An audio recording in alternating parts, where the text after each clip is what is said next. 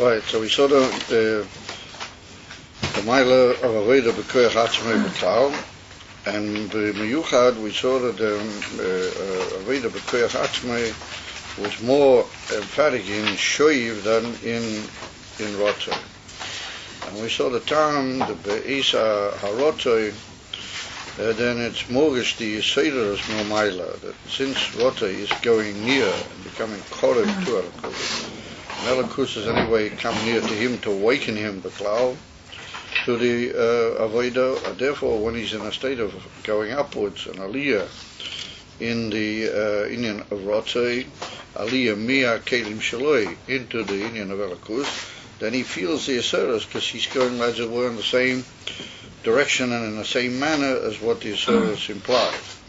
Ve'ilu, in the Inyan from Shoiv, we saw that he's in a much of a coming down into the world, Davki B'Yerida, into the Olam HaGashmi, to be Makayim Rotzen Ha'elin through Torah or Mitzvahs, Davki in the Olam HaGashmi. Therefore he's b'chinas richuk from the etzem gilui of Elikus. Not richuk amiti, but he doesn't feel it because he's, as it were, he's going in a different direction, even though the ultimate purpose, as we'll see, of Elikus is that there should be the shoiv. But when you get to the etzem gilui of the Hisoyeres, and Shoiv is a going away, as it were, from the voice of the Hisoyeres, as you might say, into the etzem kiyum hamitzvahs lamata b'zeh ha'olam. So therefore, we went on to say that on that basis we could draw a difference between Rotzoi v'Shoiv in the etzem gilui Elikus, which is Mishkala and Nimshach al Yedei Hem, even though they both come from the Klal Seinian of Yashkem Lovon Babaitker. And we saw that the Inyan from Rotzoi was based on what we call the Inyan of Chitzenius, the Ein Seif Baruch Hu. And when we say Ein Seif, we mean Mamish Ein Seif, we mean the Eibishter, how he is Mamish Lamaila Miho Elamas Lagamri. No, we mean the Eihard Shat to the Eibishter Mamish Batzmusay. Or in that group we saw that there was Chitzenius and Panemius, or the other way around. We saw there was even Panemius and Chitzenius. And oddly enough, we saw that which comes b'derech makif and is meya b'makif ala oilames, or that is the Chitzenius. Ve'ilu, the Chiddush was that the Panemius of the Ein Seif, well, that's mamish blig vur Ein Seif in a higher madrega even than the makif, or that is davke the bo b'slapshis b'pnimius anivroim.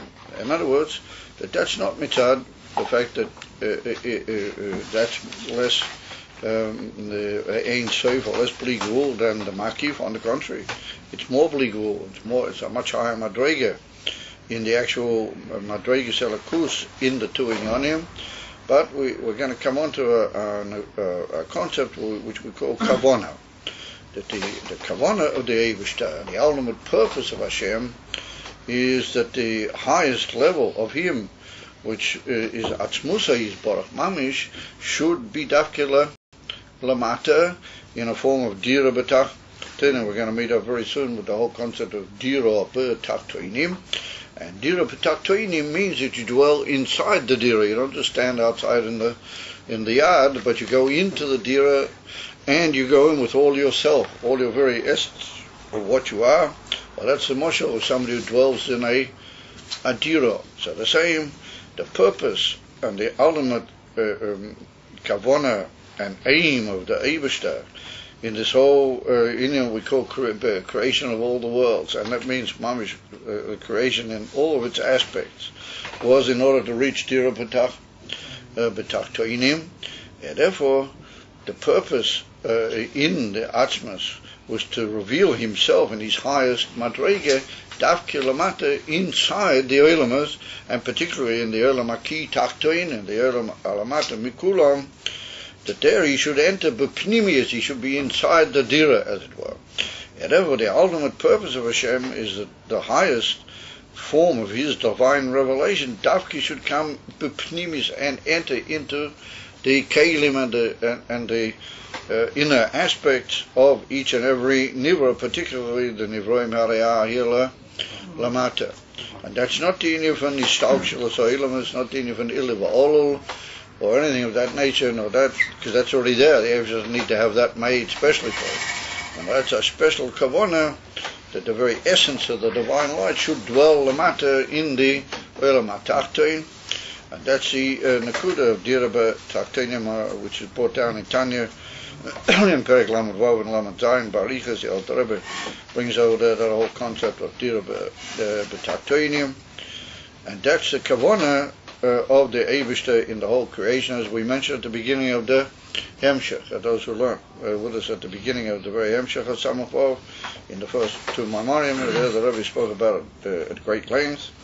And so that's what we see here, that precisely the highest form of Oyer Ein Seir, or that Dafki comes and is meant to come, and the Kavanah is to bring it into Pnimius Dafke, Ve'ilu, more the Chitzonius aspect of the Ein Seir, or that's Meir B'makif. It doesn't really enter the Makablim being as it is, not the Amitius HaKavanah. Therefore, it remains what it is. Mitzadatz may muvdal mi'a'ilamas, and it doesn't really enter them, because it is a madrega which is lamayla mihem.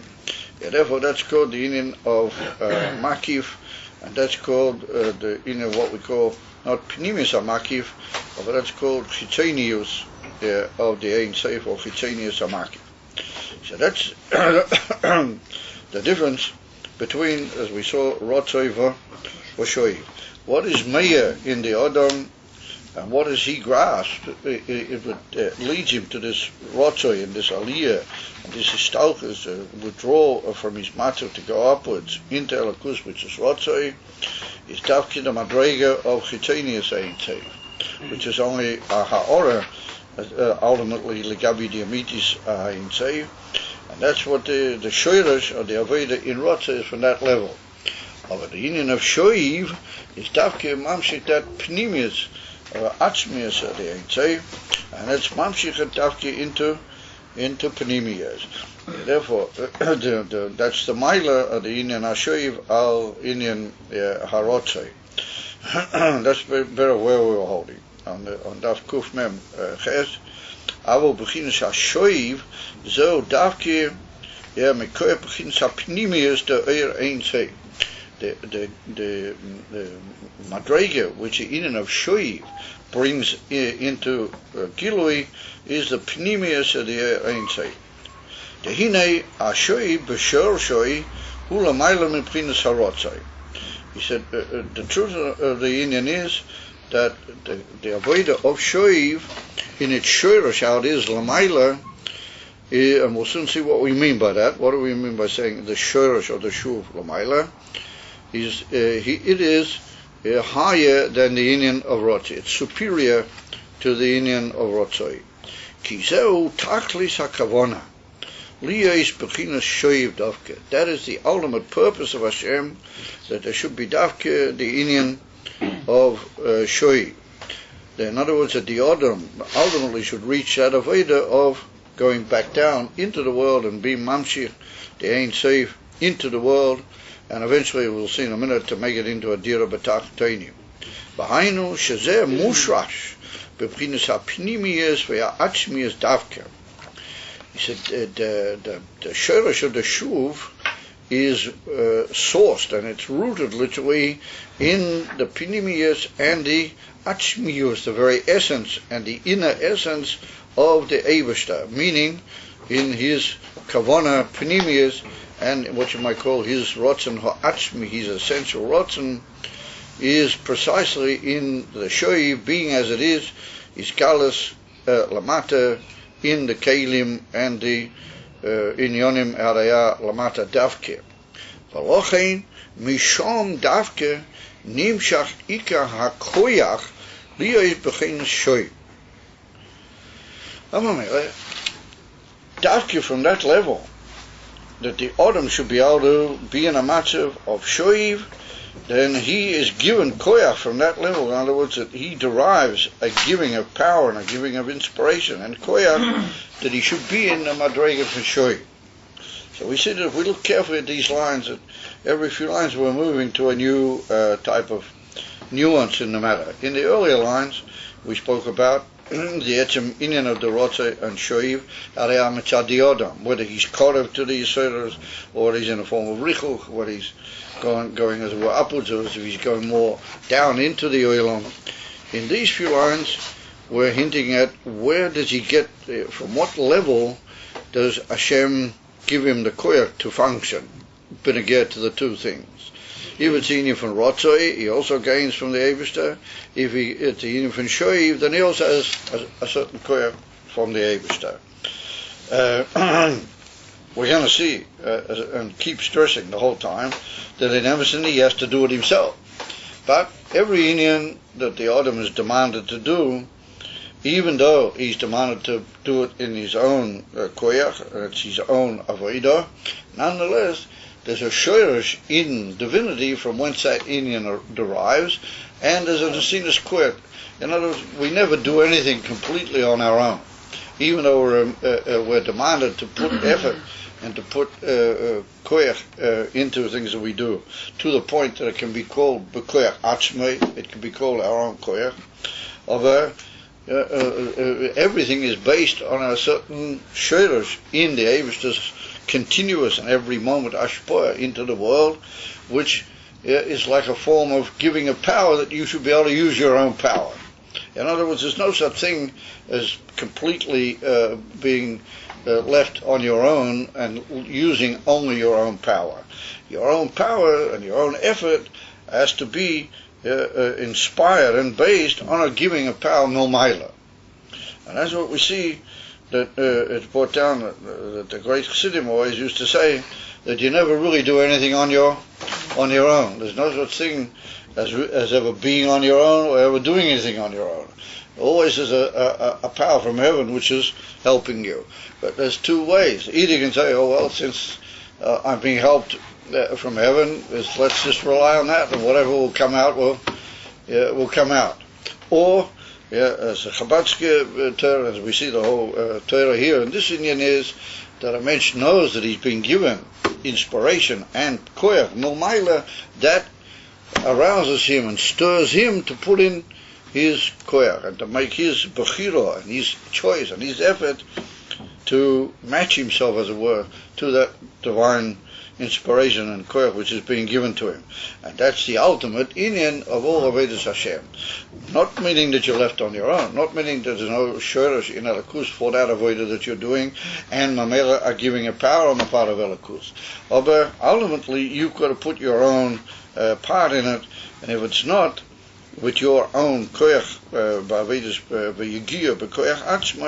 then it's lacking in the ultimate purpose of Hashem. His ultimate purpose in having given you that koyach was that you should do the avodah yourself. In the Inifan Rotzei, there's also giving of power. But that's only from the Makiv, the Chitanius of the Ein Sof. When you enter the movement of Shoiv, then you derive a giving of power from the Eibishter in a much higher level. Because then you've tuned into what is his ultimate purpose. His ultimate purpose is that there should be the Olam HaTachtein, and the Olam HaKuyi should be Meir in the Olam HaTachtein, and there should be what we could describe as Dirapeh. But Tachteinim, that's the ultimate Kavana. And therefore, when you enter the inyan of Shoiv, you derive a higher Nasinus Koyach Milamayla from the Eibishter to assist you and to give you the ability to be in that matzav of Shoiv. Then you have to take over and put in your own power as well.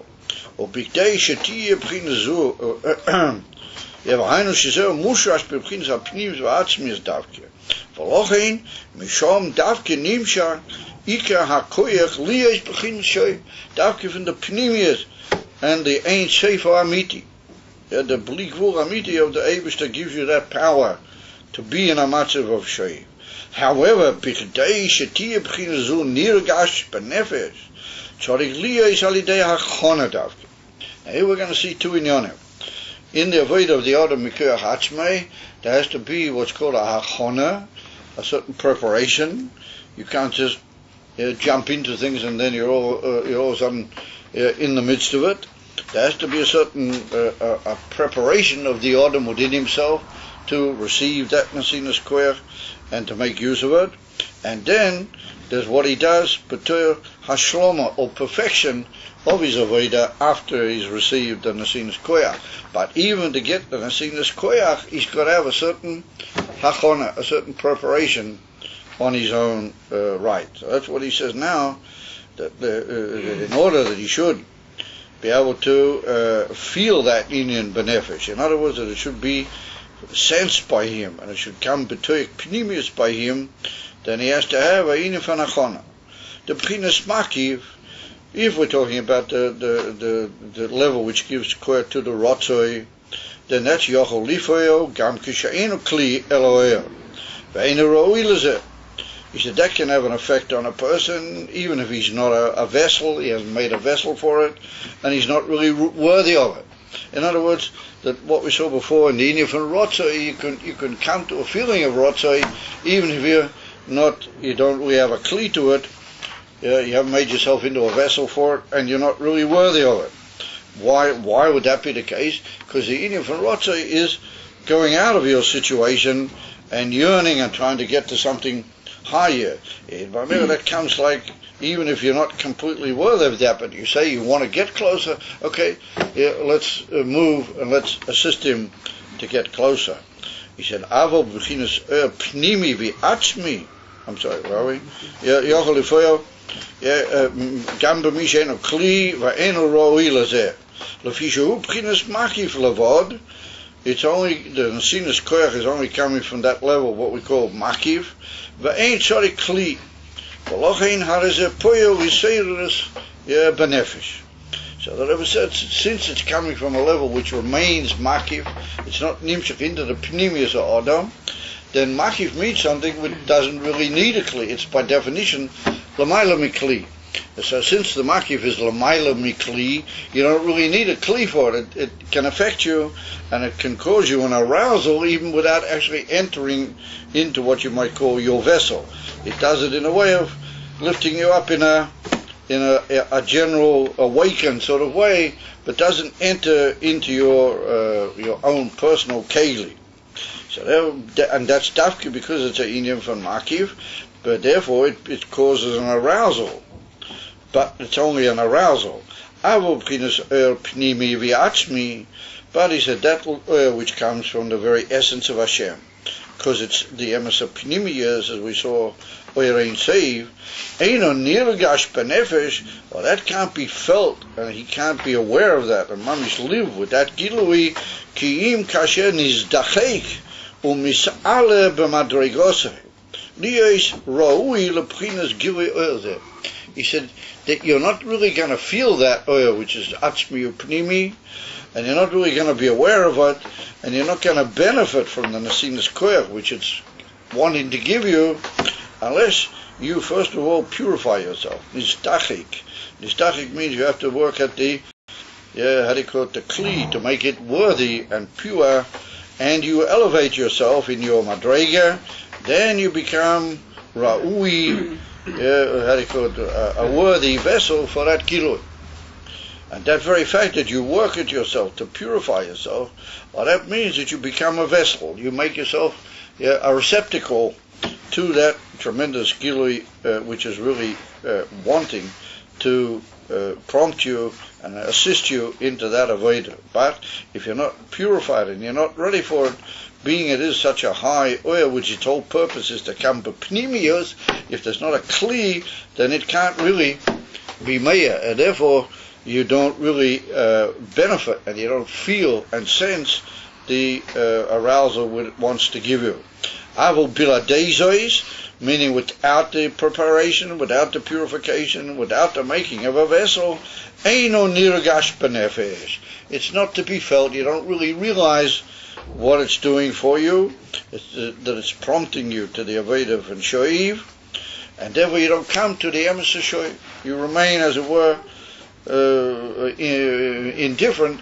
you don't come to the emissaire avodah of dira b'taktenim. V'lochein, he said, avodah the b'china shoiv hu b'koyach atzmai yosamiyah rotzoi.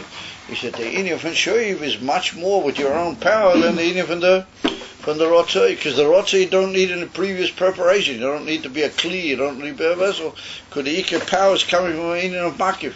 A makif doesn't demand any kli, therefore you can be swept into a high arousal. But to be a kli, to do the Eibishter's will lamata in the world, and to bring dira b'taktonim, then you've got to be a vessel to the divine light in order to receive the power that it wants to give you. Because that's tafki from Pnimi v'atzmi, which is going to be meir b'pnimiyah, despite its tremendously high level. And therefore, in order to receive that nasinas koyach, you've got to purify and elevate yourself, and you've got to be worthy and ready for such a gilui. And therefore he said the inyan from rotzoi is tafki b'koyach atzmei. I'm sorry, the inyan of shoiv is tafki b'koyach atzmei more than the rotzoi. And my man Rafisa Kumta is that just to go higher and think of higher things and try to be involved in higher inyanim, well, that's easy. But to do the ultimate kavanah of the Eibishter, when I say easy, I mean it doesn't require a big vessel on your part. You can be swept into that by the Nesinas Koyach, and you feel, as we said before, elevated and wondrous by the Nesinas Koyach that you're being given. But to really do the ultimate, like we pointed out last night, that the inyan from Shoiv is we ask, what does the Eibishter really want? What is his ultimate purpose? And that's what he stresses here, that the Nesinas Koyach for the Shoiv is dafki from the Pnimiyas HaKavana, which is Mushrashi, Be'atzmasei Tzei. That's the inyan from Shoiv. For that, you have to say, what does the Eibishter really want of me in order to gain the Nesinas Koyach, which he's going to give you for that, and to be aware of that Nesinas Koyach, and to work with it, you've got to make a preparation within yourself. In other words, that for the time being, we've only spoken about the preparation. The ultimate doing of that shoiv, the ultimate carrying it out in the world, is a further step. Well, that means that you go even further into the world and you make dira b'taktonim b'poyal. Here we're only talking about becoming a vessel to the arousal from above, to the Nesinas Koyach, which Hashem wants to give you, that you should be benefit and aware of it and work with it together with your own koyches. So that we see an amazing principle, that to be high and elevated and to jump up into high things, that's not difficult. But to come back into the world and be there in an elevated way with a koyach of atzmas ein say, for that you need a lot of work, and you need a lot of giving yourself away. If the shov is the ultimate purpose, so wouldn't it? It seems to me like it would be easier to get sucked down into that than the rotzah. It seems. Oh. How do they say it? All good things come with effort. Tafki, the ultimate, what the Eibishter wants, he makes it more difficult to get at. It's a big club. That's a big club in Kola Inyonim, Lora Pachsidus Elabako Inyonim. What the Eibishter really wants, well, that's the big test. So what he really wants, for that you've got to be prepared to put in and to invest. Things which are, highfalutin, they're easier to get at. That's exactly the point. And here we're only talking about, for the time being, we're only talking about the preparation. The achona to carry out the shoy, and to actually get into the shoy. Or later, the actual making of doing all the mitzvahs and all the inyonim, and making a dira b'taktonim, that today through the inyan for the mitzvah Moshiach, well, that's another big step. That's the actual shoy b'poel mami. So here we see then that Nesinas Koyach is in both inyonim, but to get the Nesinas Koyach for the real tachlis, which is the shoy, you've got to be ready. You've got to make effort. You've got to prepare yourself. So we might ask, what is that kli? What is the taich that you make yourself a kli and you make yourself ra'ui? What could we just suggest briefly is what is l'chayra the inyan b'zeh? So we see, as it's already been hinted at, and we're going to discuss it maybe a little bit more in detail as we go along, that the Inyan von Shoiv is what we call Kabbalah Seil. It's the taking on yourself of a yoke which is almost against your natural, what you might call, convenience. You would prefer much to be busy with the high inyanim, but to be busy with things lamata and carrying out in the world. There's a tendency on the part of people who like spirituality to sort of keep away. Like we spoke with the marshal the other day of the long Beketcher, inside the base medrash somewhere in Borough Park with the whole, nothing, I don't have anything against Borough Park, but, just as a marshal, is to come out into the world and be in the world very Erlich Hayid, the way it's supposed to be. Well, that is a much bigger effort, it's a much bigger demand on the mensch. So that's the inyan of what we call Kabbalah Seil.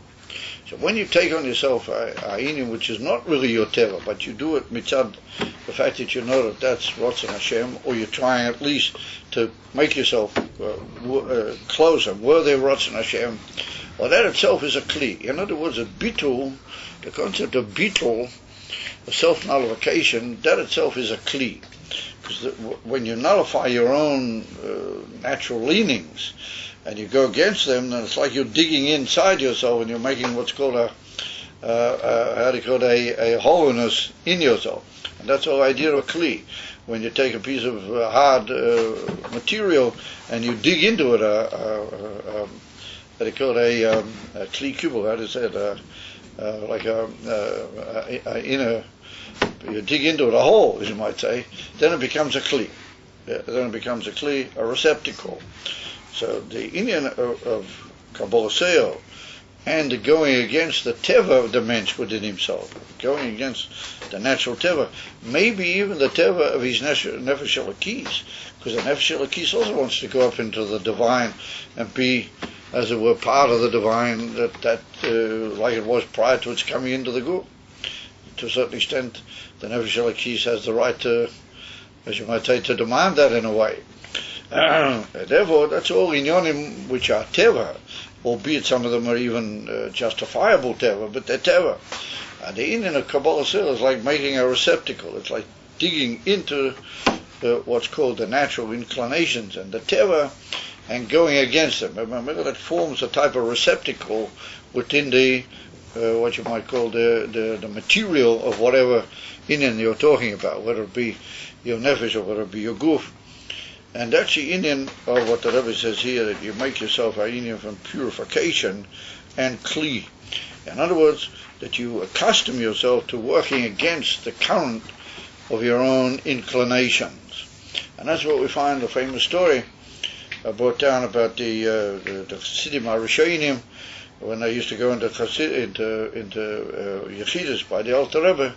It's brought down in a Yom Yom, that they used to make a decision that all of the things that they want to do, they're going to decide that they're not going to do.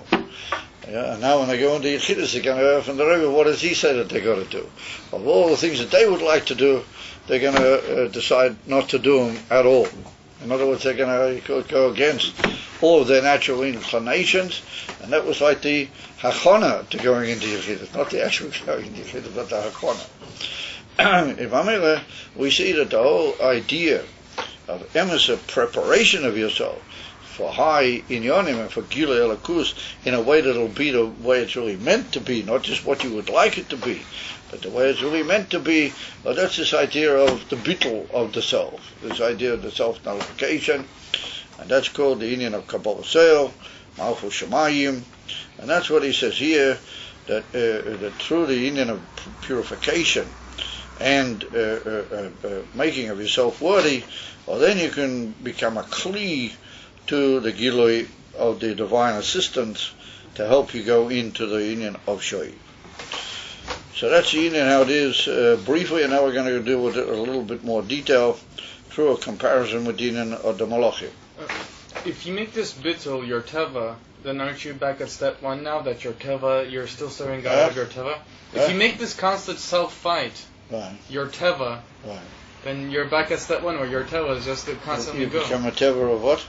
That itself becomes teva. Yeah, it becomes your teva, so then you're back at serving God according to your teva. Well, halavai for such a teva. a teva where you become so used to working against your teva that itself has become teva, then we'll worry about that when we get to it. And on the contrary, we could maybe say that certain individuals reach a point where that becomes almost natural by them that they work against their normal teva. So then, we'll talk with them how we can go even higher than that. But b'intayim, for Rov Nishomas Habeinanim, I would assume that working against the teva is a pretty massive and perfect miptoim in its own self. Good. So now we get into the details of the matter, and we begin with a certain comparison as to how it is Lamaila in the Malachim Alyon. Ukemoi, he said Hagam. I'm sorry, where are we? V'lochein aveda de b'chinas shoiv u'b'chinas koyach atzmoi yosem meharotzoi. V'hinei b'malachim Lamaila, in the angels how they are in the higher olamas, Masha Chayis Hakoidesh Heim Barotzoi V'Shoiv. He said with the whole concept of Rotzoi V'Shoiv we find mentioned in the Nevuah of Yechezkel Hanavi, and he describes these angels which are called Chayos HaKoidesh. He describes them as being Barotzoi V'Shoiv. That's what the whole expression Rotzoi V'Shoiv is derived, as we mentioned earlier. He said he said, Hinei Gama Shoiv. He said, if we'll take their Rotzei V'Shoiv, then even their Shoiv, Hu Alidei Gilui Oyer Hashem Aleim Milmaila. Not only the Rotzei, but even the Shoiv is all by the Malachim, principally Mitzad Oyer, which is Meir Aleihim. In other words, it's not so much their own Avodah.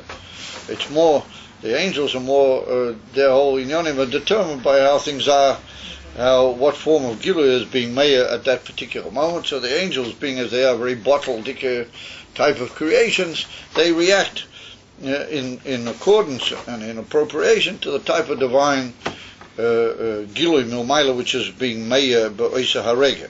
So therefore he said, Ashoy by them is also Alidei Gilui Aleim Milmaila, Akamoisha Pirush Rashi Zal. Like it's written in, over there in Yechezkel in the Pirush Rashi ala Posik v'achayas rotzoi v'shoiv keshamoitzios roishon, when the chayas popped their heads out mitachas orakia, from underneath the rakia, sha'al roishehen, from they popped their heads out through this rakia which is stretched over their heads.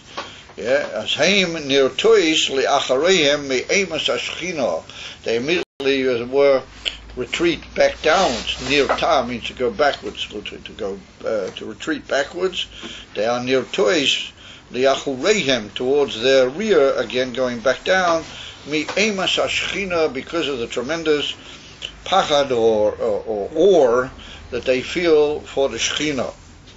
In other words, that if you look carefully over there in the whole description of the Chayas and the Srofim and so on, Chayas and the Srofim, you'll see that the Chayas are in Azar Oilam, where they have what's called a rakia, they have a firmament over their heads. And they, as it were, function underneath this mitachas l'rakia. And they have very high revelations which are brought over there. There's a divine light which literally moves and blows in amongst them and in their direction. So what happens is that they're described as being Barotzei V'Shoiv. So Rashi said, what does it mean that they're Barotzei V'Shoiv? Notwithstanding the tremendous revelation they have in that Olam where they are, but every now and then they get a desire to put their heads up through the Murakia. In other words, they want to go beyond this limiting firmament, which is like the garbage, you might say. It's like the ceiling of their world in which they're in, and they want to put their heads out. And what's beyond the Rakia? What is L'mayla mi Rakia? A much higher world, a much higher Gilui of Gilui Elikus. So these angels, which are called the Chayis, every now and then they push their heads out through the firmament, desiring to go into a higher olam than what they are. despite the fact that they have a lot of Gilui Elokus where they are, and immediately they do that, they get up into that level, they immediately, as it were, come back down, due to the fact that they see a tremendous Gilui of the Shekhinah, a tremendous Gilui Elokus, and that causes in them a pachad, like a fear, or a bittul. The word ema is more like the idea of awe, and awe is more connected with the fact that you lose yourself. So therefore they pop down from that they decide that they better go back down to where they were. That's how Rashi describes the union of Rotzover Shoiv by these Chayas HaKodesh. V'hainu, said the Rebbe, what does that mean? Shalidei shemeya aleihem o'oyer shalamayla miyarakia harihim nasim b'pina shoiv. That since the oil which is beyond the rakia, what Rashi calls it the union from Shechina, meaning the madreg of Shechina which is higher than the rakia, that is meya on them, then harihim nasim b'pina shoiv. They immediately enter a state of return, and they want to go back into the level where they were. V'ainu gam kein sheba shoiv meya aleim gili oyer elyain mibeha rotzai. He said, even by them, which we're going to see in a minute, their whole avodah is only because of the divine light. In other words, that they don't really do anything really on their own, the malachim. The avodah b'ker hatzmum doesn't really exist by them. That's dafki by the neshama islamata.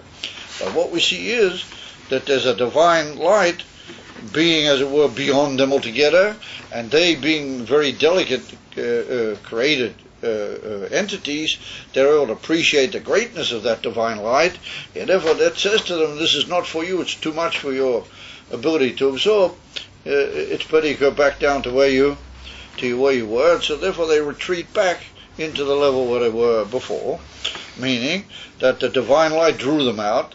They became full of an inspiration to the divine from what they already had in the world where they are underneath this Rakia, which for the time being we won't go into so much what are these different levels, but Pnimis Advarim with the Rakia and Lamayla Mia Rakia.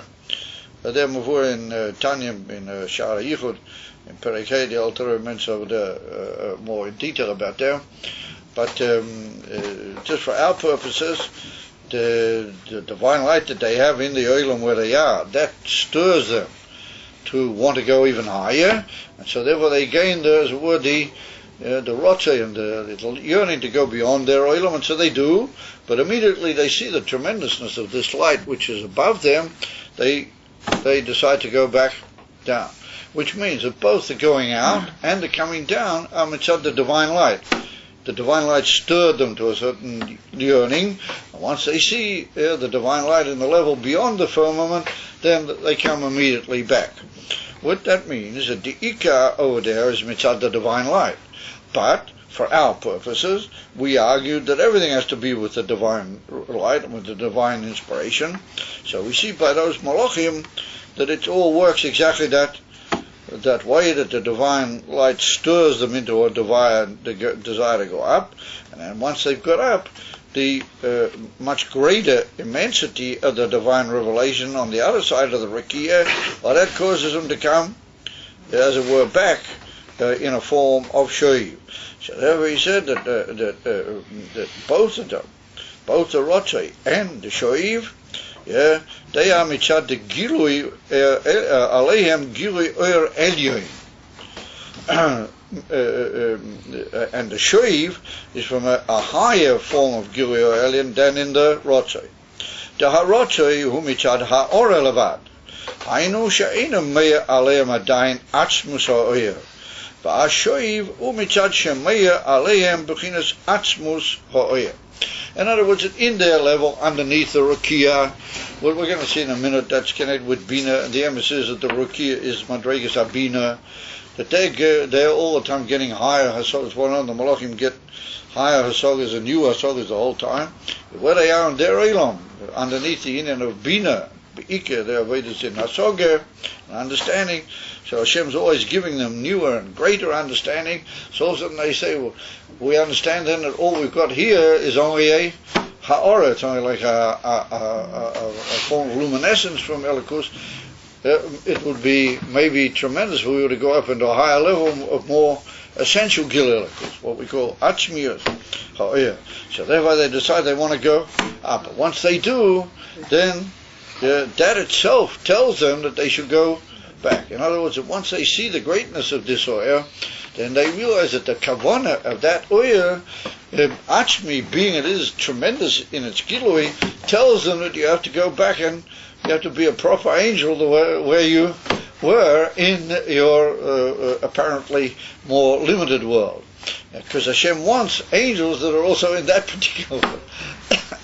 He doesn't want them the way he wants them the neshamas, but he does require that there be angels that be ikar their aveda is mitzad de'inyan abina, de'inyan v'nasoger, ve'ilu, that type of gilui that they get when they put their heads outside the rukiah. Well, that's more beyond understanding.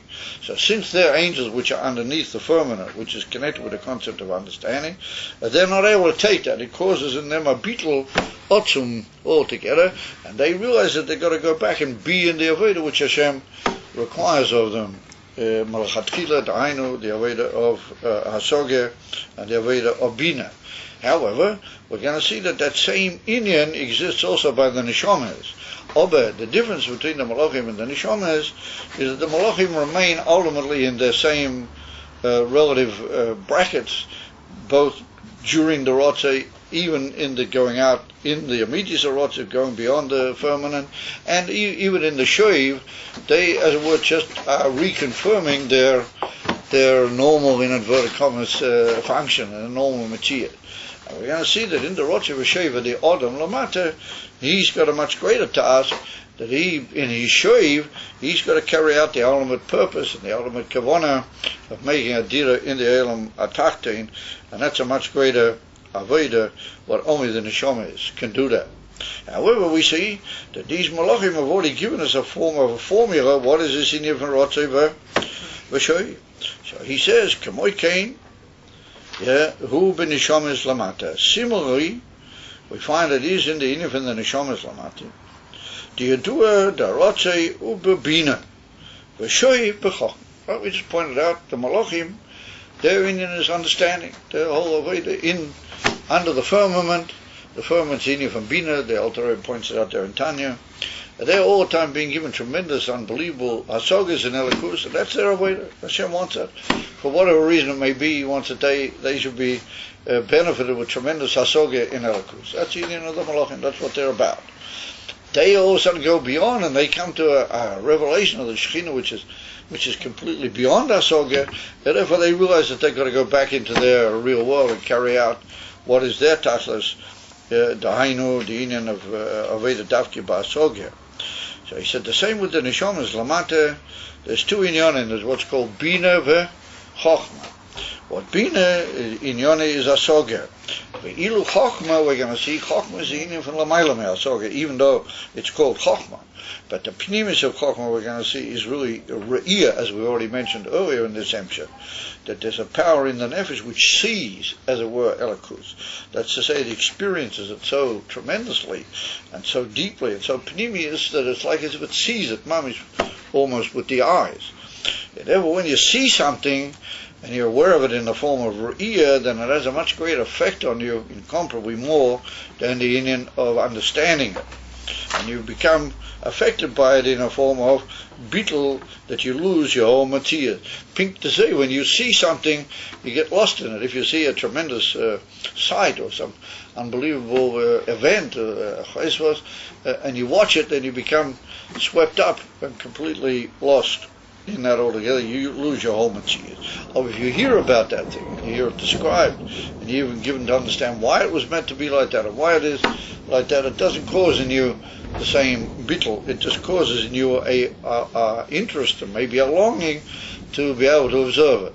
But once you observe it, then you become completely changed altogether by having seen it, and you can never forget it because it has an effect on you. B'pnimiyas. Well, that's the difference between Riyah and understanding, or what the Gemara calls Re'iyah and Shmiya. That the inyan of understanding is like hearing, and the inyan of Chochmah, well, that's like the inyan of seeing. So therefore he says that's the difference how it is Lamata by the Neshamas. The Neshamas, Hoe begint het rotje v'shoiv is dat is de inyan van bina v'chochma. De hine, where are we? We come in Shamas Lamate, you do the rotze, who begins bina, v'shoiv is begins chochma.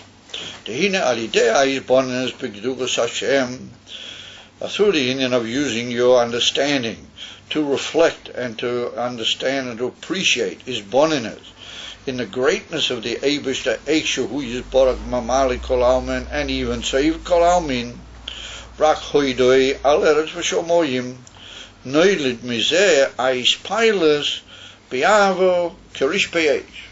He said, what does it mean, Bina? Bina means that you understand and you reflect on the greatness of the Eibishter, but in what way do you reflect upon it?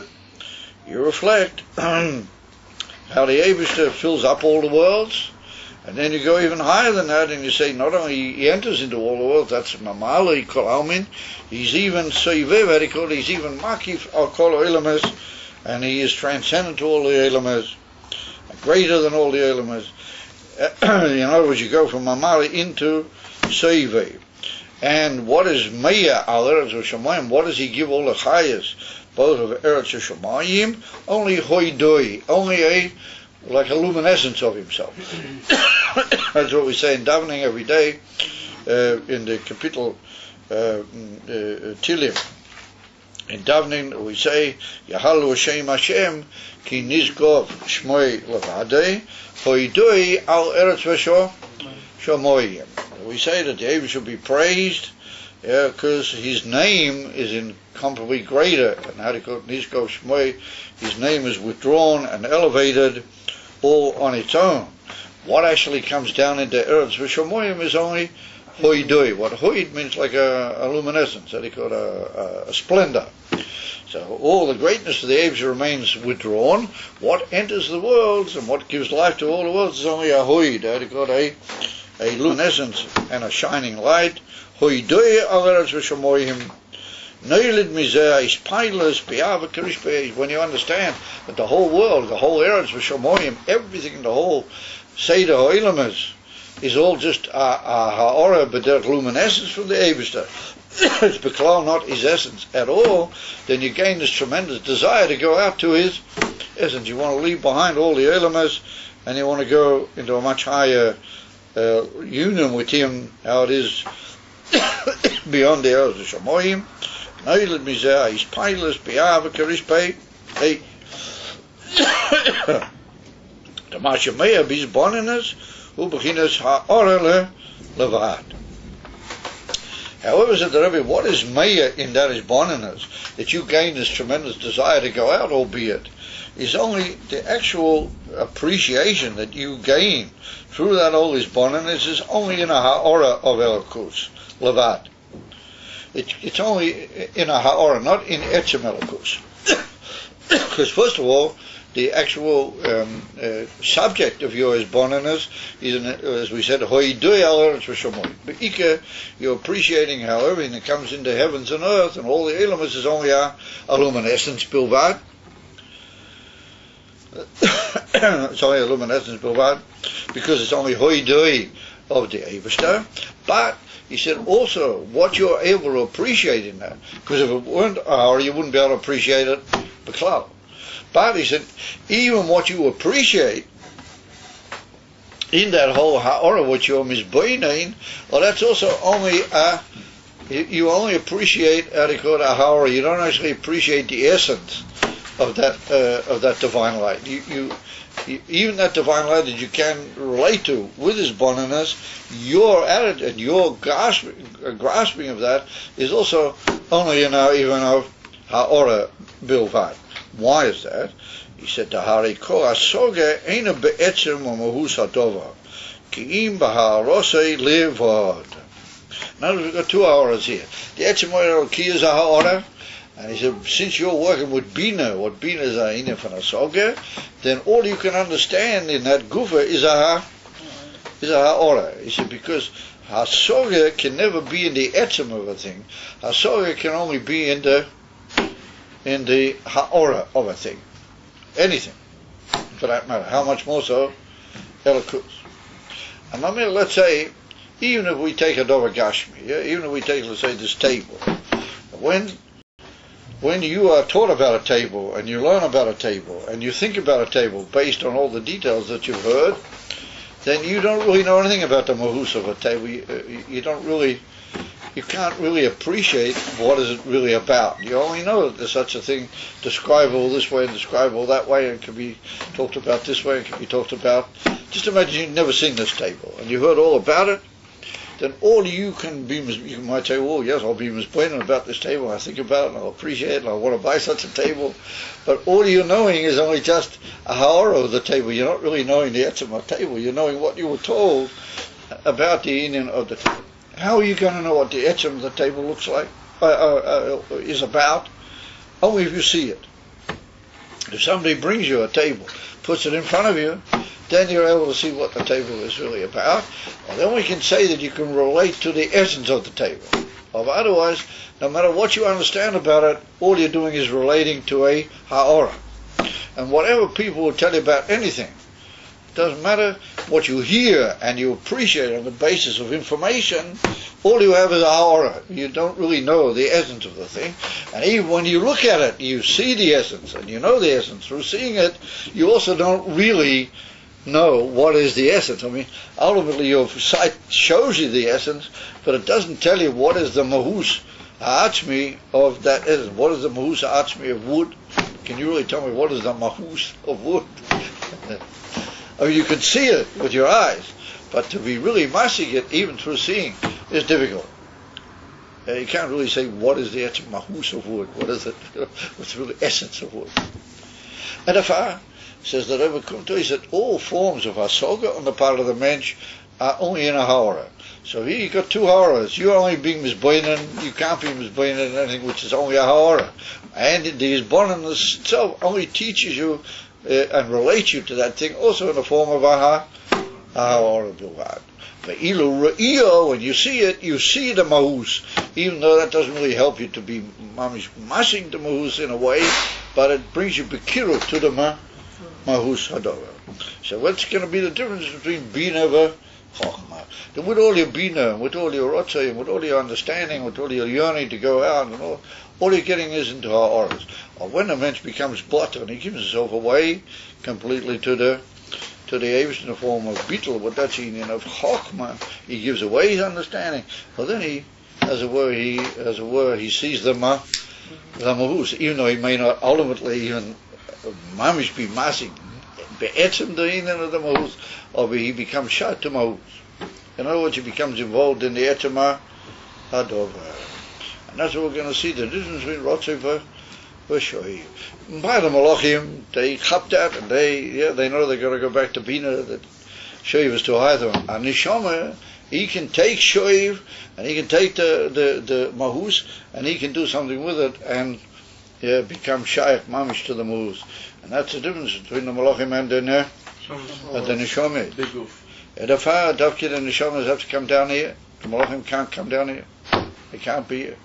Davki down in this world, with the whole cock range, with the whole unbelievable, what you might call, bilbul of being in this world, well, that only the Neshamas can carry. Yeah, Fabuiz. Yeah, why is it the Neshamas are able to carry it? Because they're, as we said, they're, how do you call it, they're a piece of the old block, the Neshamas. Since they're almost like him, as they can put up with it down here. But certain people are nodding very philosophically, and they're saying, yeah, but it's enough, we've had to put up, because let's no longer put up with all this business, but let's have everything begoroi betachlis mamish now, with these kavas amitias of mola horet deis Hashem alidei Mashiach Tzidkenu taken miyad. Now mamish ken my. You said that that Malachim can't come to this world and they can't do the avodah that we do and bring it to Pnimius. But I was just wondering, there are times that Hashem sent Malachim to this world. In what form did they come here? Yeah, well, you see, they came in different ways. There's different opinions about it. The Malachim that appeared to Avraham Avinu, for example, The Rambam says that they didn't really appear, but Avraham Avinu had a Nevuah. He sort of saw Malachim, but they didn't really come down to him. And the Ramban cricked after them. The Ramban said, no, they actually came. They were actually Malachim. They did actually come into the world. And I say it's much more Pashtus in Rashi, even though Rashi doesn't openly deal with that child. But I mean, Pashtus Lashenish or Rashi says that they actually appeared. The actual Malachim per se appeared. But even if they do, the Ramban says that since their bodies are very different than our bodies, you've got to have a very special type of eye to be able to see them. Yes. And there are certain people that the Abishah wanted that they should see them nonetheless. Therefore it's written that the Abishah opened their eyes. Look, over by Manoach and his wife and others, written by Yigal Hashem Eseine or Yiftach Hashem Eseine, and they saw the Malach. In other words, they had a special help that they were able to see him. But normally speaking, we're not able to see them. And normally the Malachim only come as messengers. They don't come down there to actually change the world or to carry things out. Except in the case of the Malachim that they came to destroy Sodom. There they did something which was a little bit more, but it wasn't the ultimate purpose. It was only in order to bring about a what you might call a punishment or something of that nature. It wasn't an ultimate change in the world, mamish. That can only be done by the Neshamas. Therefore, Dafka the Neshamas kofit. They get all the what you might call the hard end of the stick, to use the expression. Therefore, the Neshamas went into Golus and Mitzrayim. It's written the Malachim couldn't do that. But if David would have sent down a Malach into Mitzrayim, he would have just had to absolutely read it and would never get him out of there again.